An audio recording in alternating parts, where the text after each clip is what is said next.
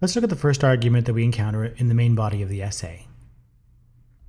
For starters, many of us who have grown up with computers have very poor handwriting, and sometimes our fingers get sore if we have to use a pen to write a lot. That's why I like to take notes on my laptop. I can type much faster than I can write, and I can keep my notes organized in one place. Now, the first thing I would say to this author is that if there's an argument here at all, it needs to be clarified. Because as it stands, it sounds like what you're giving me in this paragraph is an explanation for why you happen to prefer using a laptop to type your notes.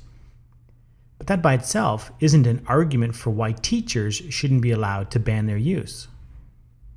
So my first question to the author would be, how are these facts supposed to bear on the issue? How do we get from this to the conclusion that teachers shouldn't be allowed to ban laptops?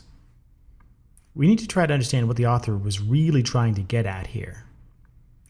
What's actually going on here, it seems, is that the author is responding to a possible objection that questions the necessity of using laptops.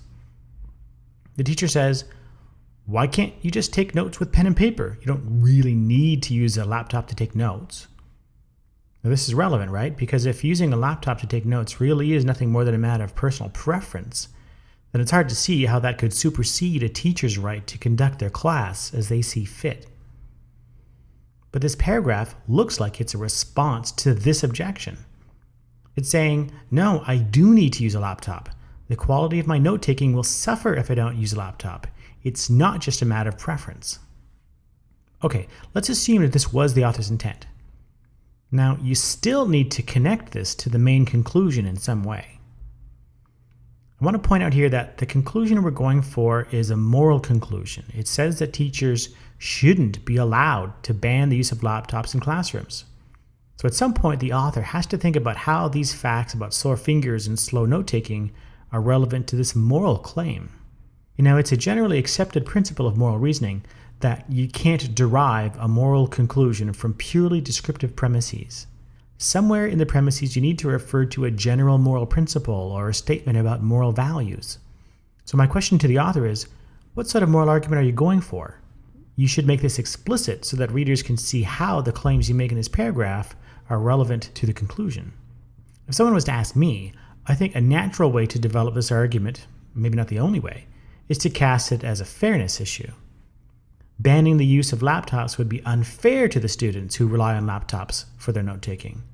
It would unfairly disadvantage them relative to the other students in the class who don't rely on them, to take their laptops away. So if we go with this strategy, then the argument might look like this.